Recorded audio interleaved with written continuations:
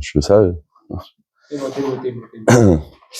Bon, chers amis, il y a un texte qui est exceptionnel à lire, que nous lisons tous les Shabbat matin, que nous lisons également tous les, on va dire, à chaque moment où on doit faire une filade de remerciements pour Hachem. On prend un texte qui s'appelle Nishmat Kol Rai, Tevarer Shimra. Je vais de suite le traduire. Nishmat, donc c'est que l'âme, Kol Rai, de tout vivant, Tevarer bénisse le nom de Dieu. Verouar, et que le souffle, Kol Bassar, de toute chair, Tefaer, te glorifie, trop même t'élève, ton souvenir. Donc ici, on a deux choses dans le passage, c'est l'âme et le souffle. Sous-entendu, la respiration et l'âme qui mène. Et ce texte-là va revenir dans la Haggadah de Pessah, à la fin. À tel point qu'il y en a qui, à la fin, ils disent, bon, je saute. Et peut-être c'est le texte qu'il faut surtout pas sauter, pour la simple et bonne raison que la Haggadah nous a demandé de commencer par ce qui est triste et de terminer par ce qui est élogieux. Avant de rentrer dans le détail, je voudrais, avec votre permission, parce que je l'ai pas dit au début du cours, dédier le cours à la Refoua Shelema de deux personnes. La première, c'est cet enfant qui a besoin de tfilote. C'est Nissim Joshua Ben Léa et également Tilda Ayelet Bat Rachel. Donc on souhaite une grande Refoua Shelema et on espère que chaque mot qui va être prononcé pourra apporter la guérison. Et donc vous dire que le Nishmat Kol Rai va être dit dans le Seder de Pessah, c'est-à-dire dans la Haggadah même, à la fin.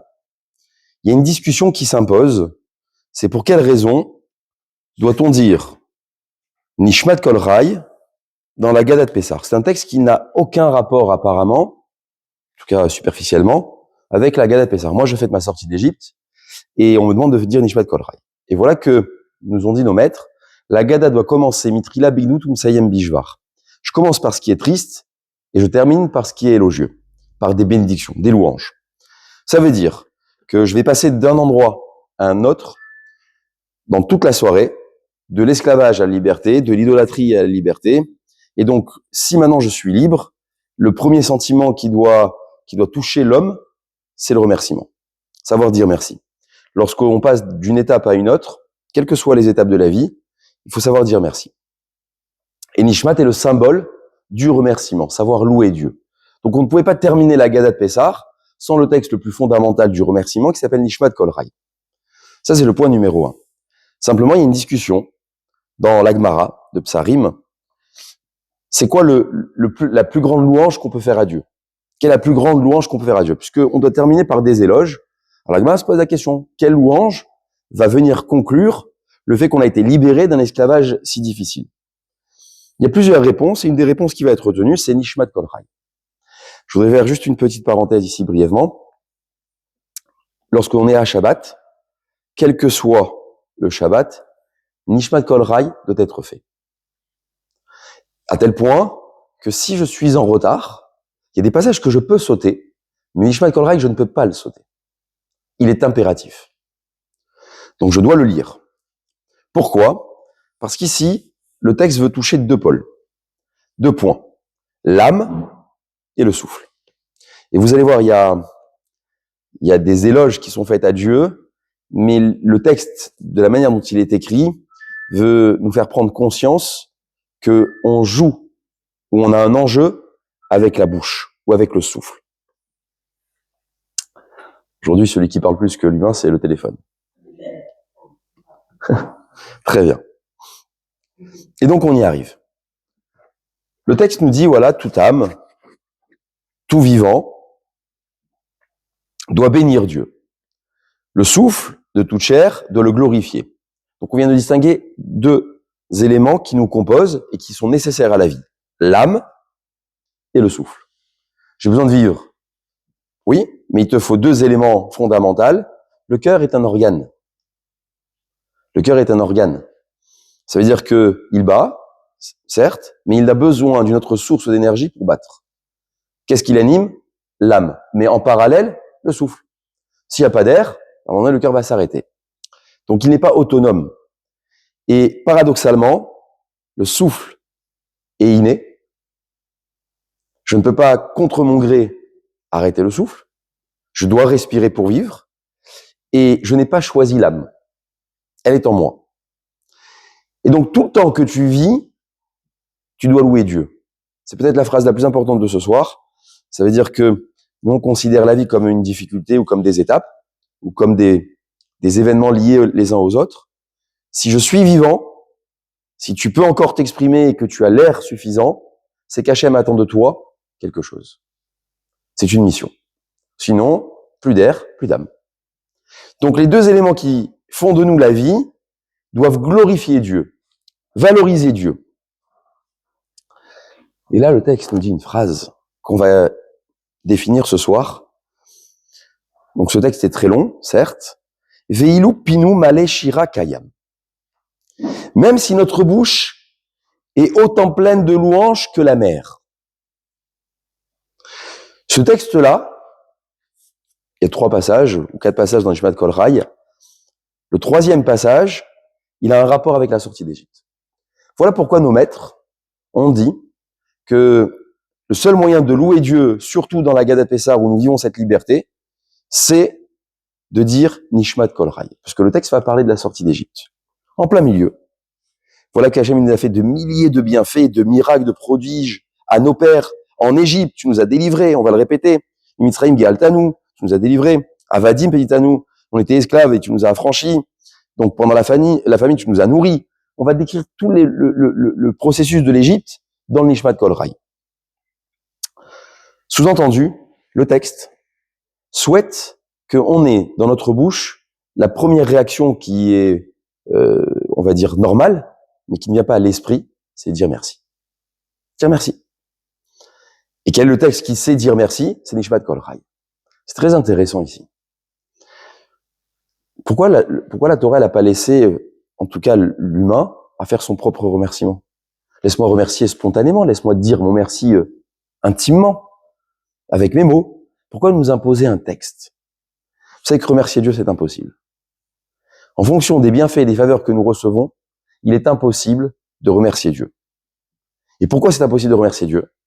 Parce que le texte a dit « Veilu pinu male shira kayam » même si notre bouche est pleine de louanges que la mer. Ça veut dire quoi? La mer, elle est en permanence en mouvement. Même si ma langue était en permanence comme la mer en mouvement, ça ne suffirait pas pour te dire merci. C'est-à-dire que je veux dire merci, mais vu les bienfaits qui m'entourent, je ne serais pas capable de dire le merci correspondant. Alors on va nous imposer ce texte. C'est important de dire merci, mais on ne peut pas tout dire parce qu'on ignore tout ce qui se passe autour de nous. Mais quoi qu'il en soit, je dois dire merci. Et là, ça fait prendre conscience d'un élément fondamental. C'est ce qu'on appelle Makir Tova. C'est ce que c'est la Karatatov. La Karatatov, c'est lorsque je reçois un bienfait, je dois dire merci. Je dois dire merci aussi bien sur l'élément positif que également sur l'élément négatif. Là, c'est pertinent. Pourquoi c'est pertinent? Parce que souvent, ce qui est mal, on veut l'effacer, et ce qui est bien, on le conserve. Mais même le bien, on l'oublie. Très, très vite. Et Razal nous disent, l'un et l'autre sont liés. Le mal et le bien sont liés. Je suis libre parce que j'ai connu le sentiment d'esclavage. Alors je dis merci. Je vis la liberté avec l'émotion qui me caractérise parce que j'ai eu ce sentiment d'esclavage à un moment donné. Je peux valoriser la réussite de mes examens en fonction de l'effort et de la dureté qu'il y a eu avant. Et lorsque j'étais reçu à mes examens, la joie, le remerciement n'est pas le même en fonction de la difficulté qui était auparavant. Et voilà pourquoi le texte nous dit Veilu pinu male shira kayam. Même si les louanges dans ma bouche, même si notre bouche est remplie de louanges, comme la mer, ça ne suffirait pas pour te dire merci. L'implication de dire merci, ce qu'on appelle Makir Tova, va bien au-delà de ce que l'on peut penser à l'échelle humaine. Makir Tova, c'est même si on a reçu un bienfait d'une personne, je lui dois un remerciement à vie. Nous, on apprend ça de Moshe Rabbeinu. Moshe Rabbeinu est en Égypte. Il est, à l'âge de 20 ans, il découvre qu'il est un Hébreu, et pendant 20 années, il a été élevé dans le palais royal de Paro. Il a été sauvé par Bithia, chez Paro. Lorsqu'il revient à 80 ans, soit 60 années plus tard, Hachem lui demande dans la première plaie de frapper le Nil, pour le transformer en sang. Moshe Rabbeinu va refuser de frapper le Nil. Il va dire, bien que je sois ennemi de ce que fait l'Égypte à notre peuple, je ne peux pas frapper celui qui m'a apporté la vie, le Nil. C'est très intéressant de voir le remerciement jusqu'où doit s'établir. On a parfois des difficultés entre nous, on a des désaccords, on a peut-être des divergences d'opinion, mais si j'ai reçu un bienfait d'une personne, à vie, je ne peux pas le toucher. On a le droit de plus être amis, mais je te touche pas. Je peux pas. C'est ce qu'on appelle Makir Tova. Alors si avec l'humain, ou en tout cas avec la matière, on nous demande d'avoir cette relation, à plus forte raison avec le Créateur du monde, qui nous octroie la vie et le souffle. Si tu vis et tu respires, et c'est le début du texte, l'âme et le souffle, s'ils sont encore en toi, c'est uniquement pour dire merci. C'est exceptionnel. C'est nous, on vient, on passe notre temps à nous plaindre avec cette bouche. Vous allez voir dans un instant la bouche, ce qu'elle fait. Et quel est le rapport avec la mer, parce qu'il y a des rapports positifs et des rapports négatifs. Mais si je suis vivant, c'est pour dire merci. Souvenons-nous de cette histoire qui était si belle, de cet élève qu'on avait raconté précédemment dans un des cours, où lorsqu'il a eu un accident de voiture, il est hospitalisé, il a le bras dans le plâtre, la jambe dans le plâtre et sourd de l'oreille gauche. Et lorsqu'il est à l'hôpital, son ami qui est derrière la porte, qui est bien vivant suite à l'accident, il entend celui qui est blessé dire « Dieu, je te remercie pour la jambe qui est dans le plâtre, la main qui est dans le plâtre. Je te remercie parce que le médecin, dans quelques jours, va pouvoir arranger cela. Mais merci Hachem, merci, je vais pouvoir remarcher de nouveau. Et je te remercie également de pouvoir encore entendre de l'oreille droite, bien que je sois sourd de l'oreille gauche suite à l'accident. » Ce qui est impensable de prime abord de dire « je vais dire merci pour eux ». Bien oui, ça veut dire merci qu'il reste encore de l'énergie, de la vie, un souffle. Et donc lorsque l'on entend ça derrière une porte, on est subjugué, on est ébahi, on se dit mais comment il peut remercier alors qu'il est dans la souffrance? Et donc cet homme-là va prendre exemple sur son ami blessé, et lorsqu'il arrive à la table de Pessah, le soir de Pessah, il ne l'avait jamais fait auparavant, il voit sa femme, ses enfants un peu éloignés de la Torah et des mitzvot, et là il se retourne vers eux, il dit je vous remercie, je remercie Dieu d'avoir une femme et des enfants pareils. Et donc son enfant, par voie de conséquence, en voyant son père ému, qu'il est fier d'avoir un fils pareil, va se remettre de nouveau à mettre les tefilines, à manger kasher, à pratiquer le Shabbat et à s'avancer vers la Torah. C'est pour montrer peut-être la puissance de savoir dire merci et de reconnaître. Et donc si l'âme nous habite, si l'âme nous est présente, et si j'ai encore du souffle, c'est pour dire merci. Ça c'est le point numéro 1. Le point numéro 2.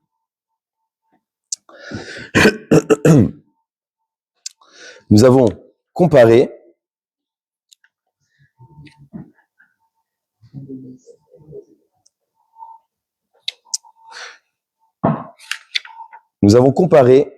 la bouche à la mer.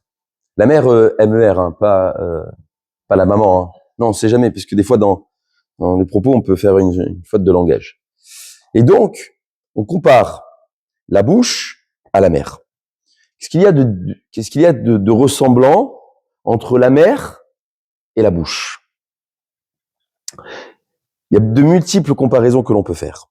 Tout d'abord, on va faire du côté négatif. La mer, c'est pas un élément que l'humain peut maîtriser. Il y a des tempêtes, il y a des vagues, il y a des fracassements. Ça peut énormément causer de dommages et je ne peux pas l'arrêter. Eh bien, la langue de l'homme, elle est similaire. Elle peut casser, elle peut atteindre, elle peut être sans limite. Elle peut ne jamais s'arrêter, mais elle ne peut le faire que si en permanence un souffle l'anime, ce qu'on appelle l'air. Je ne peux pas parler, je ne peux pas m'exprimer s'il n'y a pas d'air environnant. Lorsqu'on est dans la mer, tu veux parler, rien qui va se passer. Voilà, glou glou glou glou, effectivement. Effectivement. Et la limite, oui, mais il n'y a pas de limite, c'est-à-dire que lorsque je m'exprime et lorsque je n'ai pas mis un frein à cela, je peux sur ma lancée avoir une déferlante. Et c'est là où la comparaison avec la mer. Ça, c'est le premier point. Le second point, c'est pas en mon nom, bien sûr, c'est que, d'ordinaire, la mer, elle peut noyer, elle peut tuer, elle peut atteindre ce qui s'appelle la vie d'un homme, de même avec la bouche. Rav Citruc disait une phrase dans un des cours qui se passait à Shavuot il y a de nombreuses années, dans une veillée. Il dit, avec un mouvement de nez, on peut tuer un homme. Comment? Bien, on va prendre des exemples de la vie de tous les jours. Qu'est-ce que t'en penses de ce traiteur-là? J'ai rien dit. Hein. Le c'est bon, il a plus de clients. J'ai rien dit. J'ai même pas dit un mot. C'est déjà avec une expression qui, certes, ça dure qu'une seconde. Vous imaginez les conséquences que ça a? Eh bien, la mer, elle est similaire à cela, et la bouche également. Voilà pourquoi on les a mis au même niveau. A contrario, dans le bien, la mer, c'est beau. La mer, c'est joli. La mer, elle peut être calme, peut être douce, peut apporter du rafraîchissement, peut apporter un bien-être. On a besoin de la mer. On a besoin d'eau pour vivre. Eh bien, la bouche, elle doit être remplie d'eau. C'est-à-dire quoi, la bouche doit être remplie d'eau? Elle est pleine d'eau. Ça veut dire que je ne dois pas utiliser ma bouche comme un fracassement, mais plutôt comme une allégresse. Vous imaginez qu'avec le même organe, on peut louer, on peut maudire. On peut enjoliver et détruire avec le même organe. Ce qui est incroyable. Tu peux dire une insulte et tu peux dire un respect avec la bouche, avec la même utilisation, le même souffle, la même personne. Et souvent, quand il y a des disputes entre deux personnes, on dit, comment tu peux me dire une chose pareille? Hier, tu m'as dit que tu m'aimais. Donc, c'est que tu m'aimes pas. Parce que c'est la même bouche qui a prononcé cela. Et les thérapeutes ont évalué que peut-être je suis schizophrène, peut-être j'ai une maladie psychique, en tout cas, il y a un dérèglement. Non, le même organe peut dire cela. Et voilà pourquoi, dans notre texte, on nous dit « Veilu pinu male shirakayam ». Même si notre bouche est remplie comme la mer, c'est-à-dire quoi, notre bouche est remplie comme la mer? Même si notre bouche elle est remplie comme la mer de louanges, ça ne suffirait pas. C'est pas suffisant. C'est pas suffisant. Il faut remercier, mais c'est pas suffisant. Alors pourquoi dire merci? Si c'est jamais suffisant, pourquoi dire merci? Le Maharal va dire une phrase importante. La vie, comme on l'a définie, elle n'est pas là pour être profitée. Bien sûr, on a du profit à la vie, mais pour savoir que tout le temps que je suis en vie, c'est que j'ai encore une chance d'Hachem de continuer la vie. Si je suis encore là aujourd'hui, c'est qu'Hachem attend de moi encore une mission. Alors qu'est-ce que je dois lui dire? Merci pour aujourd'hui. Voilà pourquoi la journée ne peut commencer que par Modéani. Dire merci. Voilà pourquoi au milieu de la journée, on va se prosterner Maudit Manarvoular. Il faut prendre conscience que ce souffle qui n'est pas décidé par l'homme et qui est imposé de respirer, comme l'âme que je n'ai pas décidé, c'est un cadeau de Dieu. Tout le temps que c'est présent, il faut savoir le valoriser, savoir le caractériser, savoir dire merci à Hachem, merci à Kadosh Baruch Hu. Il y a un comportement qui est adopté parmi certaines communautés, ce qu'on appelle un minag, c'est lorsqu'il y a une Seudat Toda, lorsqu'on veut dire merci à Hachem, lorsque nous allons faire le Gomel, des gens qui sortent d'une maladie vont réciter Nishpat Kol Rai pour dire merci à Hachem. On ouvre le Héral et on va dire merci à Kadosh Baruch Hu. Celui qui sort d'une maladie, celui qui sort d'épreuves difficiles, il dit Nishpat Kol Rai. Pour vous dire le sentiment d'appartenance vis-à-vis de Dieu. Je suis collé à toi. Je ne peux que te dire merci. Deuxième point. Excusez-moi, je tourne mes pages. Deuxième point. Pourquoi nos maîtres ont voulu principalement dans la Haggadah, ça soit instauré et dit? Pourquoi ici? Pourquoi à cet endroit-là? Certes, il y a un texte qui parle de la sortie d'Égypte, mais pourquoi le mentionner? Voyez-vous, dans la Haggadah, il écrit Berol Dorvador Raya Vadam Lirot et Atzmo. À chaque génération, l'homme doit se voir lui-même, comme s'il avait été libéré d'Égypte. Je ne connais pas l'Égypte, à part ceux qui en ce moment sont en train de faire le transit par l'Égypte à la frontière pour prendre un avion pour rentrer en France ou en dehors. Mais j'ai jamais été voir les pyramides d'Égypte, je connais pas. À part les descriptifs que la Torah donne, je connais rien.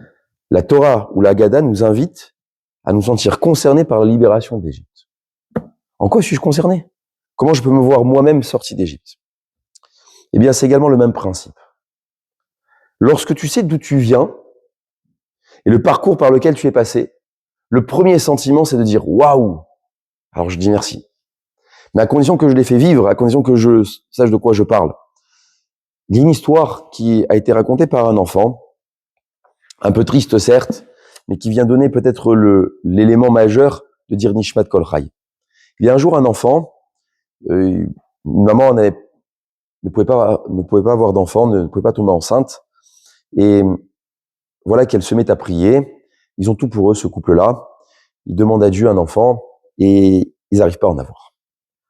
Et un jour, elle tombe enceinte. Par un miracle, elle tombe enceinte. Très content, ce couple-là qui a tout, matériellement, ont enfin la chance de devenir parents. Après 7 mois de grossesse, on annonce à la maman qu'elle va probablement décéder en accouchant.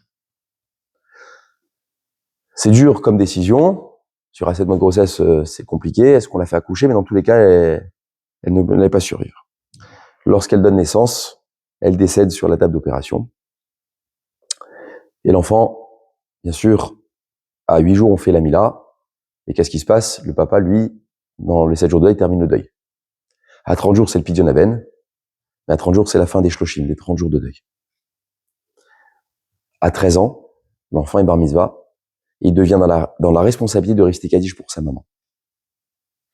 Donc le jour de ses 13 ans, et un jour c'est sa bar mitzvah, et c'est l'année de deuil de sa maman, il doit rester Kaddish. Et l'enfant demande à son père, comment tu peux me demander de réciter Kaddish pour une dame que je n'ai jamais connue? Comment? Je ne l'ai jamais connue, je ne sais pas qui elle était, certes.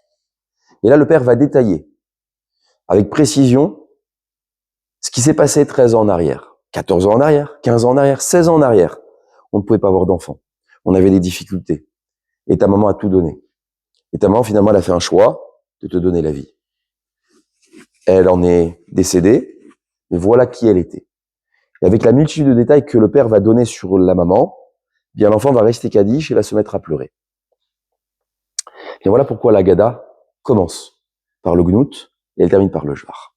Lorsque je dis tous les détails qu'il s'est passé et comment nous sommes sortis d'Égypte et par quel miracle nous sommes arrivés ici, alors le premier sentiment qui va venir, c'est « je veux te remercier, mon Dieu ». Mais si je n'ai pas détaillé, si je n'ai pas expliqué d'où nous venons, alors je n'aurai pas ce sentiment d'appartenance et donc de remerciement légitime.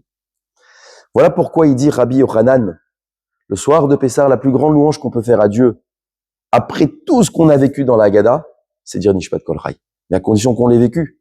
Et ça ne peut venir que à la fin de la Haggadah, lorsque j'ai tout le film devant moi posé, que je ne peux dire merci.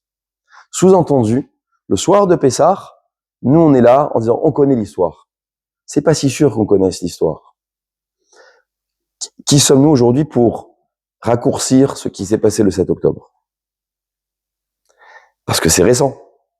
Mais dans 50 ans, dans 100 ans, qu'est-ce qui restera de l'histoire si les témoins des témoins ne viennent pas dire avec exactitude ce qui s'est passé?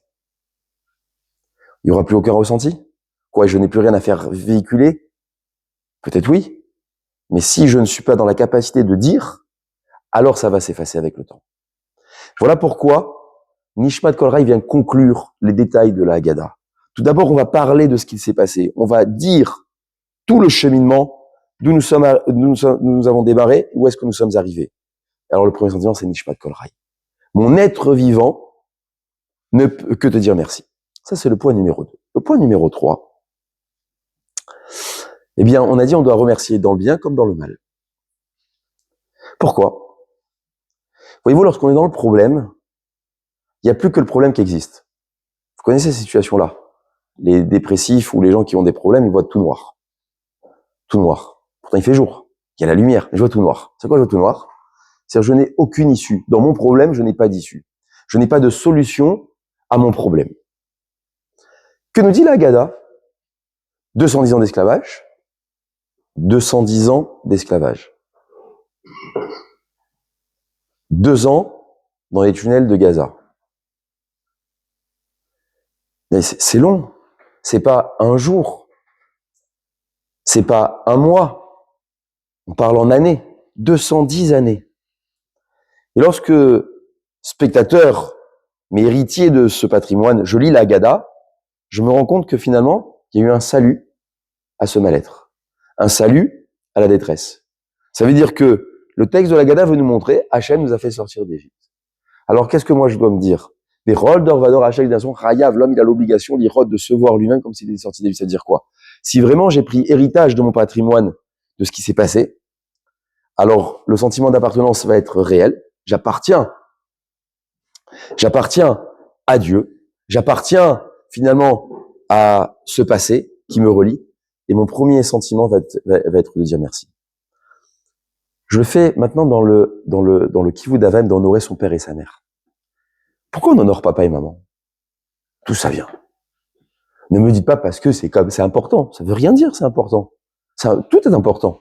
Mais pourquoi Kivud Avim, honorer son père et sa mère? Il y a un élève qui m'a posé hier la question, Rav, comment on honore son père et sa mère? C'est ce que je lui ai répondu. Je lui ai dit, toi, tu vas me répondre, comment tu honores ton Rav? Simple. Je lui ai reposé une question. Un juif, il pose toujours une question pour répondre à une question. C'est intéressant, ça. Alors, il me dit, mon Rav, c'est vous. J'ai dit, alors, très bien. Alors, qu'est-ce que tu fais pour m'honorer si je suis ton Rav? Il dit, je me lève devant vous. Je vous coupe pas la parole. Je vous prends pas la place. Et il a détaillé comme ça tout ce qu'il fait. Il me dit, je veux pas vous faire de la peine. Je veux pas vous blesser. Et quand il a fait toute la liste, je lui ai dit, si déjà tu fais ça pour ton Rav, imagine ce que tu dois faire pour tes parents. Imagine, si tu fais ça pour un étranger, certes, imagine pour ton père et ta mère. Quelle est la mitzvah d'honorer son père et sa mère? Elle provient d'Akarat Tov. Makir Tova. Reconnaître le bien. Quel bien? Vous savez quoi? Quel bien? Peut-être que ma mère, elle est plus là. Je dois faire Kaddish. Pourquoi? Elle est plus là. Quel bien? Le premier bien, elle l'a mis au monde. Elle l'a mis au monde. J'ai 50 ans, j'ai 60 ans, j'ai 80 ans. Un homme doit faire Kaddish pour sa mère ou son père. Ça fait 80 ans que je suis né. Je dis un Kaddish parce que merci maman que je suis là. Voilà ce que c'est Makir Tova. Ça n'a pas de limite dans le temps. Alors, je reviens sur son sentiment d'appartenance. Lorsque j'ai détaillé l'histoire de mon passé, de mon patrimoine, d'Hébreu, qui est sorti d'Égypte, qu'est-ce que je vois? Que finalement, dans la vie, peut-être qu'il va y avoir des problèmes. Peut-être qu'il y aura des tempêtes, comme la mer. Peut-être que je vais vivre des situations difficiles, comme l'esclavage de l'Égypte. Mais qu'à la fin des fins, tant que je suis en vie, je peux dire merci de la vie parce que je peux continuer à avancer. Voilà ce que c'est Nishmat Kol Rai. C'est savoir dire merci que si aujourd'hui j'ai encore l'air et la neshama et l'âme, je peux encore avancer. Je peux encore peut-être décider de m'améliorer. Je peux encore, Hachem a encore besoin de moi. Vous imaginez quelle responsabilité on a? Hachem, lorsqu'il a plus besoin de quelqu'un, qu'est-ce qu'il fait? Ça y est, ta mission est terminée, maintenant on remonte. Mais si tu es encore là, c'est qu'il compte sur toi. Et tout à l'heure, il y a un élève qui m'a appelé. Un élève, je dis bien un élève chéri. Et tous ils sont chéris, mais un élève chéri. Il m'appelle, il me dit, Rav, je vaux rien. Je vaux rien, je ne vaux rien. C'est violent comme sentiment. Et on parle pas de quelqu'un qui a 7 ans ou 8 ans. C'est des jeunes, des fois, qui ont 20 ans, 22 ans, 25 ans, 27 ans. Je ne vaux rien. Alors, je lui dis, ça donne raison, je prépare mon cours sur Nishmat Kol Rai. Et pourquoi on dit que l'âme et le souffle doivent louer Dieu, doivent bénir Dieu? Parce que si je les ai encore et qu'Hachem me les confie maintenant, c'est parce qu'il compte sur moi. T'imagines l'appartenance? J'appartiens, Dieu m'a donné encore la vie. C'est un cadeau inestimable. Quels que soient les problèmes, quels que soient les soucis, je suis encore en vie. La mort arrête tout. Mais la vie redessine tout. Et voilà pourquoi Rabbi Yochanan insiste autant. Comment nous pouvons terminer la Gada de Pessah une fois que j'ai détaillé l'histoire? Si réellement j'en ai pris conscience, alors je dis merci. Voilà pourquoi dans le Haggadah, au plein milieu, il y a Chayav Adam Lirot et Atzmo. Nous avons l'obligation de nous voir nous-mêmes comme si on était sortis d'Égypte. Comment on peut se voir nous-mêmes sortis d'Égypte? En racontant tout ce que nous avons vécu. Si un enfant arrive à ressentir à 80 ans, pour sa maman ou son papa, le lien indéfectible après tant d'années qu'elle nous a mis au monde, alors même après 2000 ans ou 3000 ans, on peut faire vivre le sentiment. Ça, c'est le point numéro 3. Le point numéro 4, c'est que tout cela peut se faire uniquement par la bouche. Rien ne peut se faire par la pensée. Imaginez, vous avez un époux qui dit à sa femme par la pensée, je te remercie. le couple ne va pas aller bien loin. Non mais c'est vrai. Exactement. Tant qu'on le dit pas, on le sait pas. Mais tant qu'on l'a pas exprimé, la personne ne sait pas si celui qui a reçu s'est rendu compte de ce qu'il a reçu. Le merci est une expression par la bouche, verbalement. Le seul moyen que le seul moyen que l'homme, a pour se relier à Dieu, c'est sa bouche. Tout le judaïsme n'est pas une affaire de pensée, c'est une affaire de bouche, de parole. Tu pries. Avant d'aller pour les dames au mikvé, une bénédiction. Pourquoi? Je fais une action. Non, il faut accompagner par la parole. Adlakat Nerot, Tfilin, manger, Birkat Amazon. Toute la Torah dans sa globalité, c'est une histoire de parole. Sous-entendu, Dieu a donné le moyen à la parole de dire, de s'exprimer, d'être en mouvement par l'air et par les neshama qu'il nous a octroyés. Alors c'est peut-être le plus grand cadeau. J'arrive à la fin de la Gada, je me suis exprimé tout le soir de la Gada, on fait que parler. C'est un soir où il est interdit de rester silencieux. Je ne fais que parler. Mais à la fin, je prends conscience que finalement ma parole, ici, elle a un enjeu, un double enjeu. Le premier, c'est de prendre conscience d'où je viens et où est-ce que je suis arrivé. Et le deuxième point, c'est de considérer que cette parole-là, elle doit dire merci. Et j'ai envie d'aller un petit peu plus loin, et là, c'est à titre personnel. Rav Mergid dit souvent, et je pense que c'est une phrase qui doit incarner peut-être la surface de la terre. Celui qui donne, il sait ce qu'il donne. Celui qui reçoit, il sait pas ce qu'il a reçu. Ça veut dire quoi? Je donne. Qui donne en premier? Dieu. Qu'est-ce qu'il donne? Il donne la vie.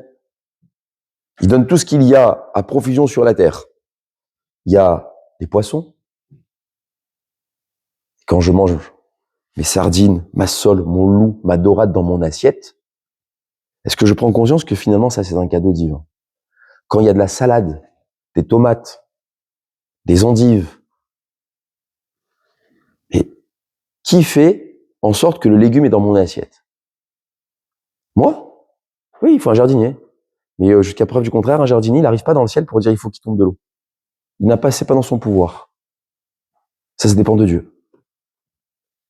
Et enfin, nous avons le règne animal sur la surface de la terre. Exceptionnel, dans l'assiette, j'ai le droit d'avoir du veau ou de l'agneau. Ce choix-là est incroyable. Vous imaginez si on avait laissé un choix, il faudrait faire ça un jour à la cantine dans les écoles. Il y a un menu, mais qui ne changera pas toute l'année. Vous imaginez? Ils aiment tous steak frites. Faites steak frites tous les jours. Tous les jours. Du lundi au vendredi, du lundi au dimanche, steak frites. Pendant 52 semaines.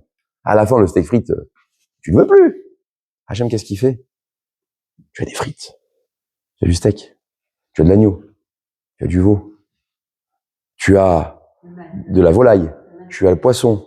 C'est ce qu'on appelle la manne. Le choix est un cadeau. Alors, toi, tu te plains de la vie que tu mènes.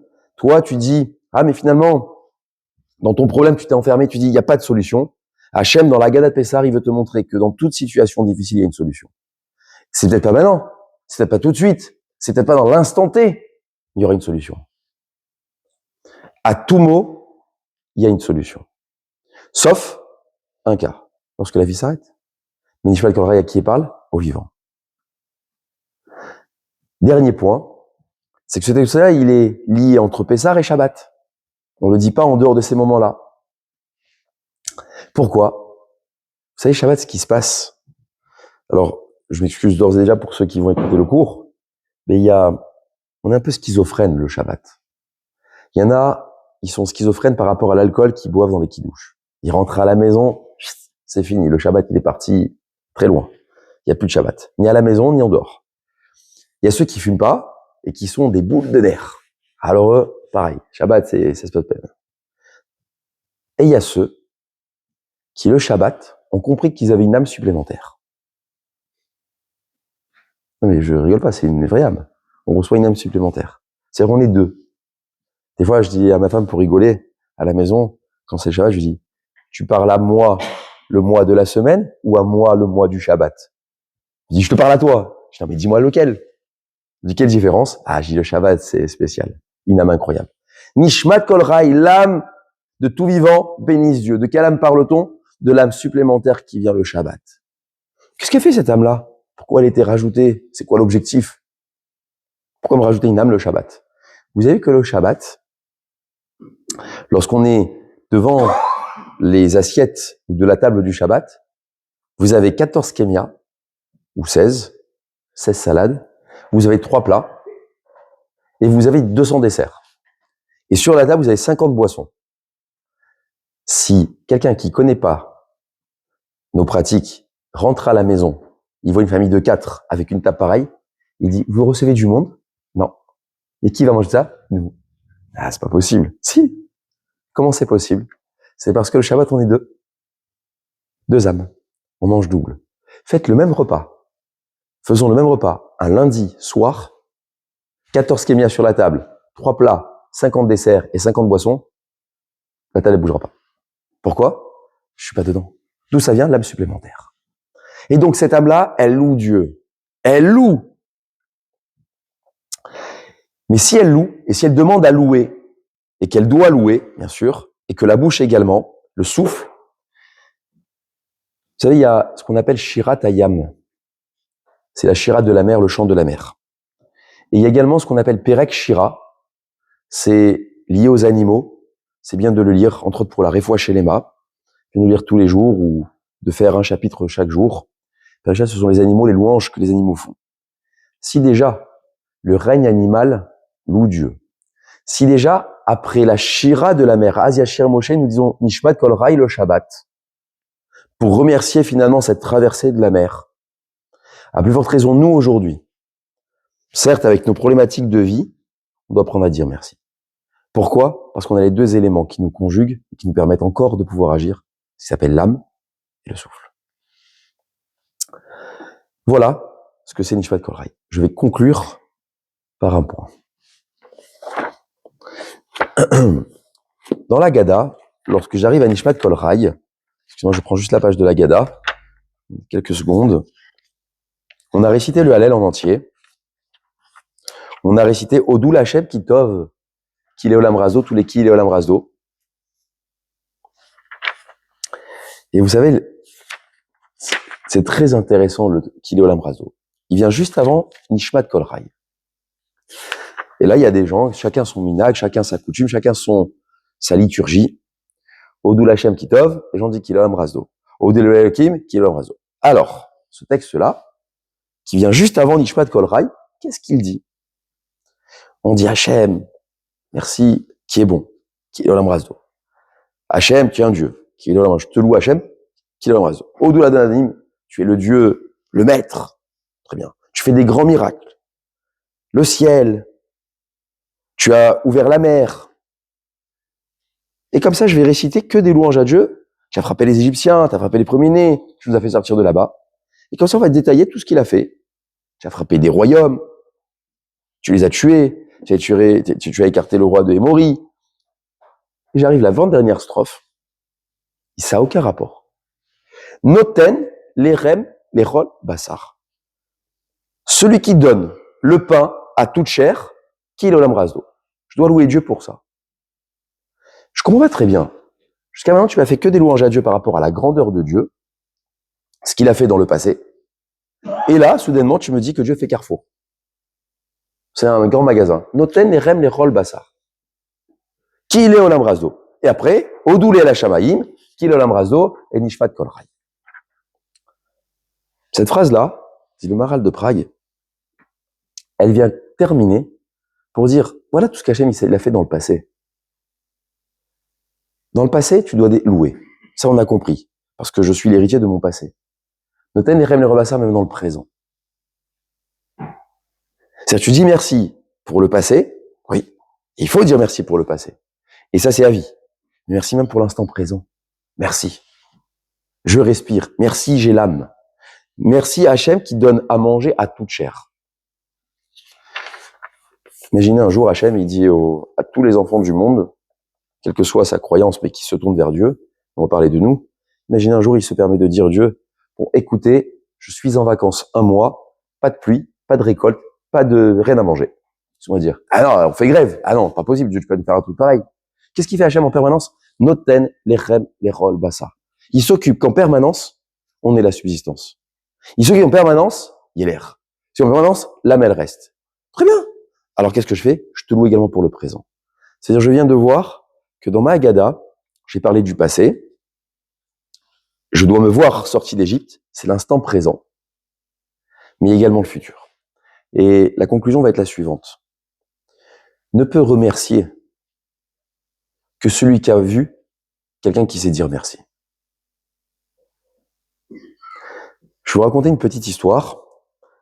Je crois que je l'ai racontée dans un des cours, peut-être. Un jour, il y a une personne qui a un problème de couple, quel qu'il soit le problème de couple, et il n'arrive pas à le régler. Et là, lorsqu'on reçoit des couples qui ont des difficultés, on dit, mais je vois, c'est facile à régler. Et là, ils répondent tous, mon père et ma mère ne sont jamais disputés. Ok? D'accord. Donc toi, enfant, enfin, même si tu as maintenant 40 ans, 30 ans, 50 ans, tu penses que deux personnes qui restent mariées 60 ans ou 70 ans se sont jamais disputées. Ils se sont entendus sur tout. Alors, soit ils s'aiment pas. Ils sont sourds. Oui, possible. Ou ils sont sourds. Ou alors, je vais te donner une autre possibilité. Ils se sont arrachés. Tu n'as jamais vu. Mais le problème, c'est qu'en n'ayant jamais vu les problèmes, tu n'as jamais vu comment ils réglaient les problèmes, ou que le problème avait été réglé. Je ne peux savoir réparer une voiture que si j'ai vu qu'il y avait un problème et quelle est la réparation à faire. Je ne peux savoir comment réparer un meuble que si on m'a appris qu'il y avait un problème dans le meuble et qu'il faut le réparer. Il y a des gens qui peuvent être toute la journée avec une table qui bouge, ça leur fait ni chaud ni froid. Et quand elle tombe, ah, elle est tombée. Et pourquoi tu l'as pas réparée avant? Ah, je savais pas. Et il y en a, ils n'attendent pas qu'elle tombe. Ils vont revisser le boulon, elle est plus solide, puis voilà. Eh bien, c'est là le futur. Dire merci maintenant sur le présent par rapport au passé que j'ai vécu, certes, mais ça montre également à mes enfants d'apprendre à dire merci. À qui tu dis merci? À Hachem. Nos enfants, ils nous observent. Qui tu remercies? Quand je récite une bénédiction, pourquoi il faut la redire à voix haute? Pas à voix basse? Parce que celui qui entend, il est plus grand que celui qui entend est plus grand que celui qui dit la bénédiction. Pourquoi? Parce que celui qui entend, il va dire Amen. Amen, c'est-à-dire quoi? Il accepte, il acquiesce, le fait que Dieu a donné. C'est énorme. C'est-à-dire, dans le futur, j'ai aussi une implication d'apprendre à la future génération à dire merci. Souvent, les parents, qu'est-ce qu'ils disent à l'enfant? Mais dis merci. Et vous vous dites, mais pourquoi l'enfant, il dit pas merci? Très bien. Ah ben, on le fait. À la maison. Maman a fait à manger.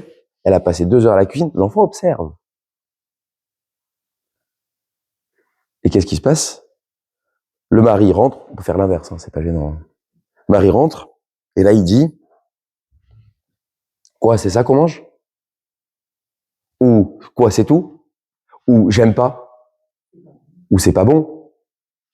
Et qu'est-ce que répond la maman devant l'enfant? Hein? Tu peux dire merci. Et le mari répond, bah, c'est normal. Et cette normalité-là de pas savoir dire merci va impliquer que quand l'enfant, il va recevoir quelque chose, bah, c'est normal.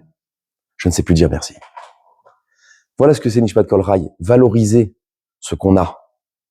Mais ne pas perdre pied lorsque nous n'avons pas, parce qu'il y a toujours un salut, Hachem peut apporter toujours un soutien. Tant qu'il y a l'air et tant qu'il y a l'âme, je peux modifier les choses. C'est qu'Hachem compte sur moi. C'est la conclusion que je voulais apporter ce soir.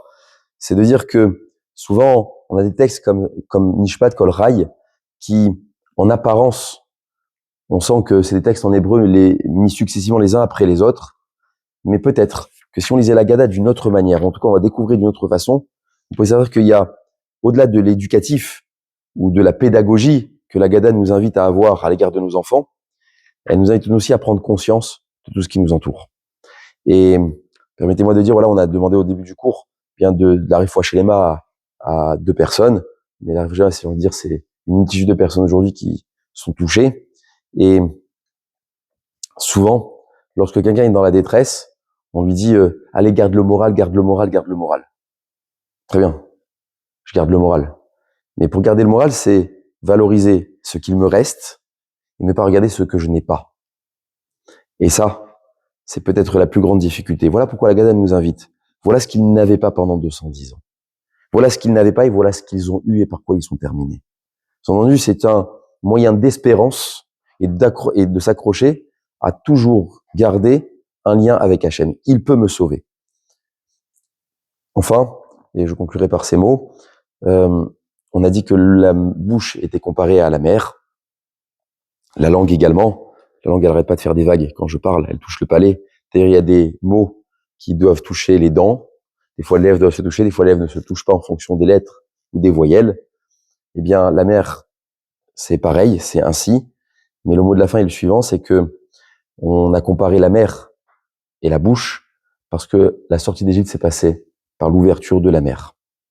Et lorsque la mer s'est ouverte et que nous sommes passés libres dans cette ouverture de la mer, les Égyptiens, eux, en sont morts. Eh bien, disait le Rav Etzraim une phrase importante, la vie et la mort sont entre les mains de la bouche. La vie et la mort sont entre les mains de la bouche. C'est la bouche qui fait toute la destinée d'un homme. Et peut-être, à mon sens, je rappellerai, sans être trop long, ce fameux Midrash qui dit lorsque les organes se disputent, chacun dit qu'il est le plus grand que l'autre. Alors le cœur dit c'est moi qui fais battre tout le monde, donc c'est moi le plus important. Le cerveau dit non, c'est moi le plus important. Les mains disent bah sans moi vous pouvez pas faire des choses. Les yeux disent bah si je ne vois pas vous pouvez pas faire. Et la langue elle se réveille, elle dit désolé, c'est moi le plus important. Toi, mais t'es insignifiant, t'es minuscule dans le corps de l'homme. Qu'est-ce que tu fais toi? Tu fais rien à la langue. Pas de problème. Et un jour le roi est tombé gravement malade et il faut lui donner du lait de lionne pour vivre. Et donc qu'est-ce qui se passe?